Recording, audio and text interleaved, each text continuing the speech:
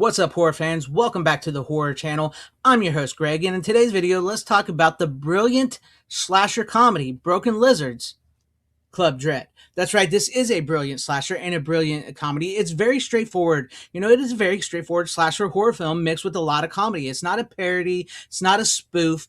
I think this is a very respectful movie into the horror genre and comedies. It comes from us, from the Broken Lizards, the guys behind Super Troopers, Beer Fest, and all that. So the comedy is like right there. It's really great. I just recently rewatched this after so many years. It's been so long since I've watched this, and I just had a hankering to watch it. And after I did, I was like, I got to talk about this. And I know so many people have, but I wanted to talk about this. And it's sad that this is only still stuck on DVD. I mean, I think you can stream it on Disney Plus, which is even that's weird to me. But you can buy the DVD. It's still on DVD. It's not. It's a shame you don't have a Blu-ray because of Disney. But what this movie is about, let's get into a little bit about what this movie is about. So this movie is about Club Paradise, Coconut Pete's Club Paradise.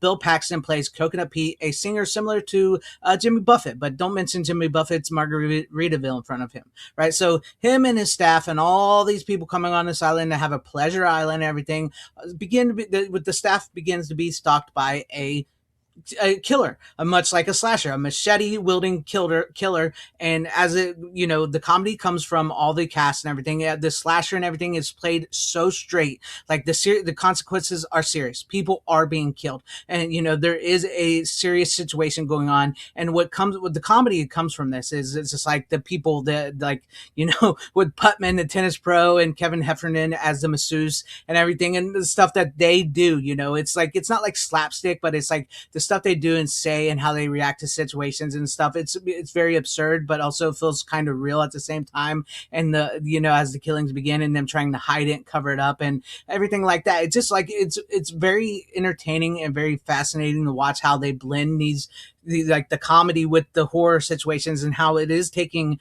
very serious, and it doesn't feel like it's laughing at horror fans. It feels like it's laughing with horror fans, because it's clear that these guys really respected these horror films. I mean, there's so many nods and like respect paid to like Halloween, Friday the 13th, The Burning, even Scream at some point in this. I think that's because it came in 2000s, but like so many like classic, like Mad Men, everything. It's just like it's very, very respectful to these formats, and the characters are very much like these horror movie characters. Like the tropes are played up in this movie very, very well. The tropes of these characters are like the dumb one, the smart one, everything. There's like even a scene where Brittany Daniel here, who you see on the cover here, she's like the final girl of the film. Like she's going to take a shower, and the electricity is out. And as a horror fan, like what happens with the shower scenes in that. And she's like, no, I don't think so. So I really love they play that. And then she goes out to the pool, and there's the guests are there, and they're just like hanging out and everything. She's like, you guys are going to be here for a while? They're like, yeah, we're going to be here a while. We just got the party started. She's good. So she goes for a swim. She dives into the pool. A guy comes running and says, if you catch me, you get something. And they all take off running. And so when she comes up, everybody's gone. And it's dark and the killer's on the loose. So it's like, I love how they do the comedy like that with the seriousness of the situation and everything, because she's legitimately scared from this and what's going on, but there's a comedy elements. I love that they do that in this movie. And some of the jokes in this movie you could not get away with in today's day and age. Oh, dude, check out that. What's up? Dude, don't be gay, man. I can see how tight you were from a mile away. What can I say? Some girls are just tighter than others. I mean, it's insane. And also there's a lot of TNA in this film, which we don't get a lot. And I know it's a different world, and I know there's people out there. I get that. But like one of the things that staples and tropes of slasher films was the TNA, especially of the 80s and early 90s.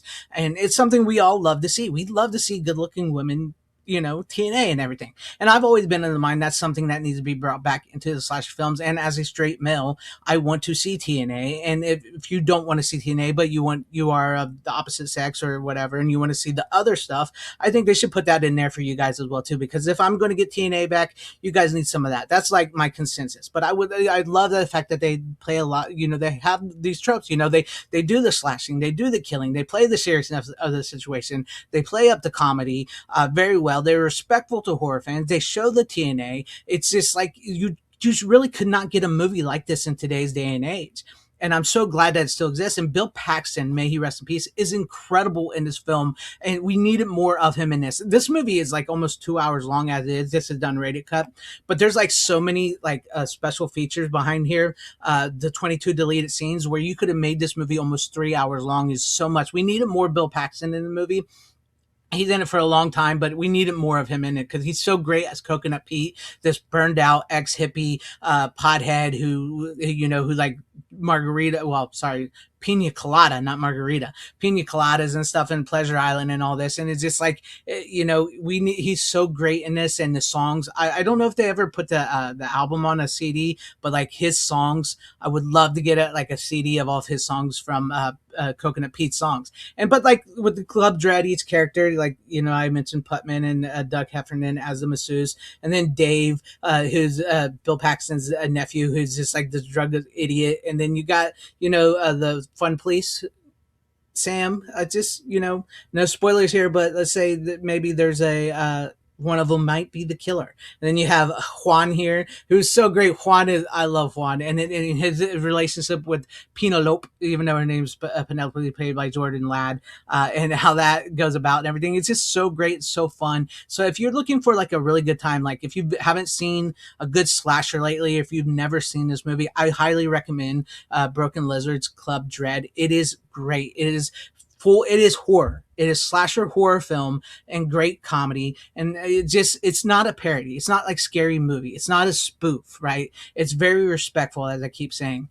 So if and I mean, it's got everything you could want, right? It's got the kills aren't as good as they are, because I don't think like, with the kills, I mean, a lot of people get killed in this, but there's not like super creative kills in the movie.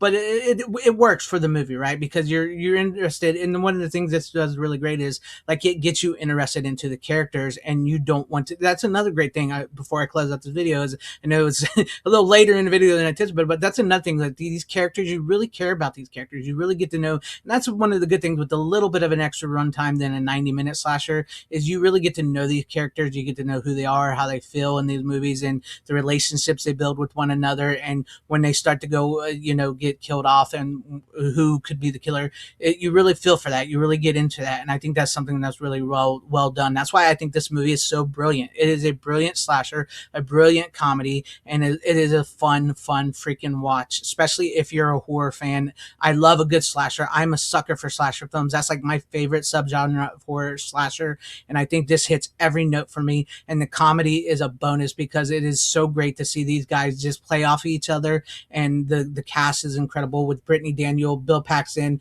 Doug Heffernan, Jay Shander, I always forget his name, Steve Lemmy, Paul Soder, Eric Stolhansky. It's just so great of a cast, and they just all work so well together that it's a fun ride. So check it out if you've not seen Club Dread, Broken Lizards Club Dread. Highly recommend it. Let me know you guys' thoughts about this in the comment section below. Have you seen it? Will you see it? What are some of your favorite slashers? Leave that in the comment section down below. And as always, make sure you like, subscribe, hit that bell for notifications, share the video out for everybody to see, and have a horrific day and watch some horror movies because they make your horrific day that much better. And always support physical media because it is a superior format, now more than ever.